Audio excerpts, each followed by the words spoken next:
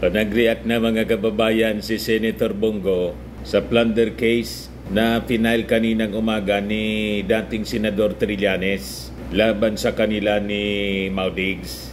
Ayan po yung dalawa mga kababayan. Pandarambong yung kaso po. Pandarambong sa graph. Sabi ni Senator Bongo, malinis ang aming konsensya dahil mayroon kaming delikadesa. May delikadesa pala yung ganon. Yan sabi ni Trillanes po, kinorner ng kanyang tatay at half brother yung mga kontrata, more than 100 contracts amounting to 6.6 billion daw, sabi ni Trillanes, yung kabuang halaga ng mga kontrata ang kinorner ng tatay ni Senator Bongo. Ito yung kanina na interview ng mainstream media. Laban kay dating Pangulong Rodrigo Duterte at kay Senator Bongo.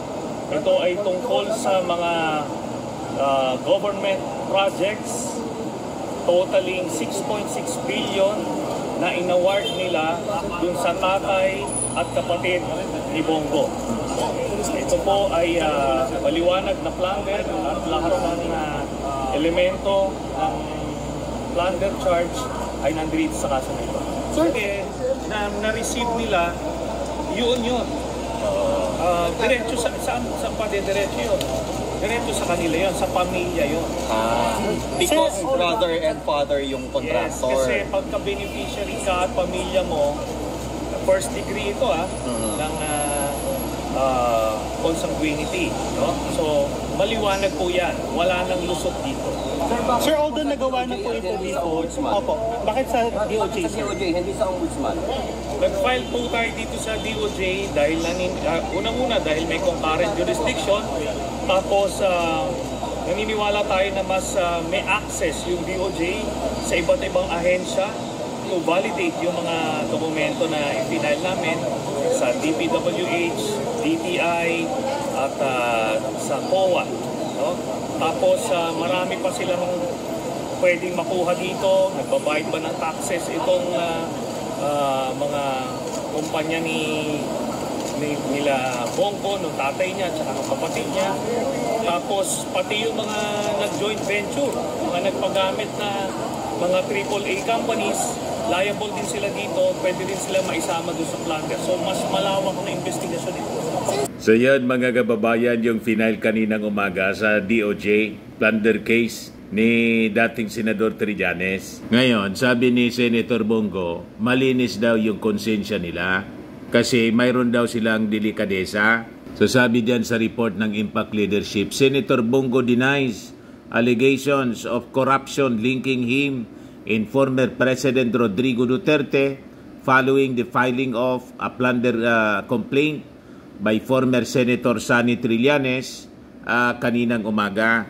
The complaint pertains to the 6.6 billion worth ng kontrata na inaward mga kababayan sa mga kumpanya na pag-ari ng tatay ni Bongo at saka yung kanyang brother. So sabi po ni Bongo, para sa isang simpleng probinsyanong katulad namin, ni dating Pangulong Duterte, iniingatan namin ang aming pangalan.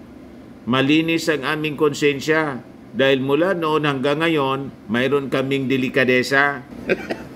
May delikadesa pala ang ganon mga kababayan. Nasabi sa reklamo sa kasong final sa DOJ, pinakyaw ng kanyang tatay po, nagfiesta. Kaya sabi ni Trillanes po, it is plunder nga niya many times over.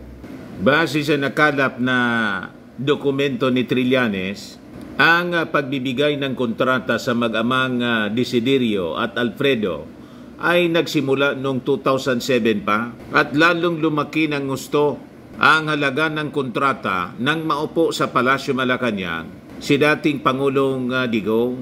Siyempre mga kababayan, si Bongo, Special Assistant to the President. O ngayon, bakit sabit si Maudigs? Sabi ni Trillanes, pagka ginamit mo yung authority, position at influence mo para makinabang ka at ang iyong pamilya. So maliwanag na maliwanag ang mga elemento ng plunder dito sa kaso. Sir, kung may concern, tatakbo po kayo 2025 dito? Ibang forum po yan, dito at this point, pag-usapan. Sir, why did you decide to file just now? Dahil nung panahon ni Duterte, kontrolado nila ang hudikatura. Nakita niyo naman yung ginawa kay Senator Laila de Lima kahit walang kaso, ginawa ng kaso, so nadidiktahan nila. Ngayon, the environment is conducive to file itong kaso na to dahil nakita natin na hindi na ini-influensyahan ang hudikatura natin. 2007 pa nila ito ginagawa, no? 2007 hanggang 2018 itong accumulated na nakuha namin ng dokumento at nung panahon na presidente si Duterte, nag-increase sila ng pondo sa Davao City at 4.5 billion doon ay napunta nga doon sa tatay at kapatid ni Bongo. So plunder po ito, no? Yung iba gumagamit pa sila ng mga dami pero ito lantaran, ginamit yung mismo mga kumpanya ng tatay at kapatid ni Bongo. So, what are the chances of winning the case? LGU ba? O susunod sila ng nagkawat ako? Ang nag-allocate ng additional funds sa Davao region at sila ang kumorner doon sa town. So yun ang very definition ng plunder. Pagka ginamit mo yung authority, position at influence mo para makinabang ka at ang iyong pamilya. So maliwanag na maliwanag ang mga elemento ng plunder dito sa kaso. Sir, kung may concern, tatakbo po kayo 2025 dito? Ngayon, ang tanungin kung baka niya politika lang ito. And in fact, yun ang naging reaction po ni Panelo dahil daw sa political ambition lang, political ambition ni Trillanes. O ito yung naging paliwanag po ng dating senador. Hindi. Itong aming case, you will be furnished a copy. Makikita nyo kung flimsy ito at for publicity purposes, ito maliwanag na buong-buo yung kaso nito. Sir, last question. Gaano kahalaga na second criminal complaint ito laban kay Duterte? And the first one was John. Which one? The grave threat complaint filed by Representative Castro. So, importante ito para ma-test natin talagang kung ang hudikatura natin ay nakawala na sa influensya at control ng mga Duterte. So, yan po yun. Sir, last question, what are you willing to give? Ngayon, ito yung naging statement ni Senator Bongo. Hindi pa daw niya nakikita yung verified complaint. But since this is essentially the same accusation niya, they hurled against me before. I categorically deny the allegations against me and former President Rodrigo Duterte. Recycle daw yung asunto, yung reklamo na final ni Trillanes laban sa kanila. Nevertheless, I welcome these moves to finally put an end to these often recycled issues against us. Mabuti nang silipin sa mga akusasyong ito, may irregularity ba talaga? May naging transaction ba na disadvantageous sa government? May nanakaw ba? At may linkages ba sa akin na nagsasabing nagkinabang ako sa anumang transaksyong ito?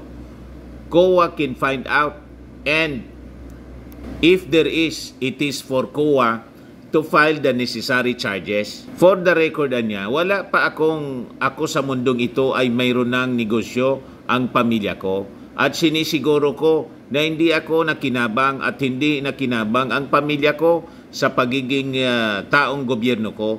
Kahit ipagtanong pa ninyo na hindi makalapit ang mga kamag-anak ko sa akin, kahit ang aking sarili, kahit ang sarili kong tatay at half-brother, para ilakad ang anumang proyekto o kontrata sa gobyerno. Ang sabi ko noon, hindi ako kailanman nakialam at never akong nag-influensya sa anumang transaksyon, kontrata o bidding ng gobyerno kapag may gumagamit ng pangalan ko para makakuha ng pabor sa gobyerno. Automatic dapat na idinayan. Sa totoo lang, Lumang tugtugi na ito. Taong 2018 pa ang akusasyon na yan. Ni-recycle pa nila noong 2021 pero wala pa rin siyang napatunayan. Ngayon, papasok na naman ang halalan sa 2025. Nag-iingay na naman siya upang mapag-usapan. Gusto lang nga nila kaming kulayan ng itim para sila ang pumuti. Tatapunan kami nila ng putik para magmukha kaming marumi at sila ay magmistulang malinis. Naging tradisyon na ng iba ang manira tuwing nalalapit ang eleksyon. Parang negosyo na nila yan para kumita o makilala. Ang tanong, sino kaya ang iba pang nasa likod ng Black Ops niyang ito?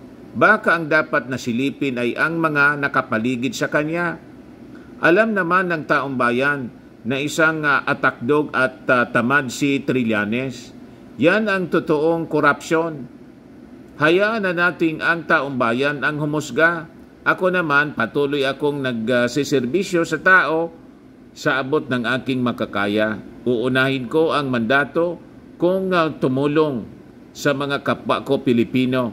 Sa kalaunan, naniniwala akong mananaig ang katotohanan. So yan po, mga kababayan, yung full statement, sagot ni Senator Bongo. So maganda, kailangan sagutin mo tulad ng ginawa ninyo ni Maudigs kay Laila de Lima. Di ba? Inarap ni Laila de Lima. Ultimately, napatunayan po na gawa-gawa lang ni Maudigs yung kaso. Nakalabas, mga kababayan, si Laila de Lima. Sabi nga po ni Irap, weather lang yan. O ngayon, sila naman ang sinampaan ng asunto. O di, kailangang harapin nila yung reklamo. Tulad ni Senator Jingo Estrada, si Bong Revilla, ganun din, nakulong. Hindi sila tumakas. So tingnan natin, mga kababayan, kung humantong sa pagkakulong ni Bongo at ni Maudigs. Plunder itong asunto, mga kababayan, na final ni Trillanes para magkaalaman na kung sino talaga yung matapang. Pero pag halimbawa, umantong sa korte, huwag naman sana, mga kababayan, na tumulad sila kay Pacquiao.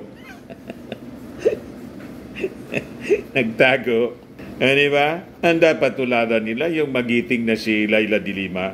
Ginarap yung kaso, nagpakulong. Almost 7 years, mga kababayan. Di ba? Kung tulad ng sinasabi ni Bongo, recycled case ito, wala silang kasalanan, ni ang husgado ang magsasabi. Tama pa? Ayan man lang po, mga kababayan, yung ating short video ngayon. Ako po si Dante Maravillas. Bye-bye. God bless.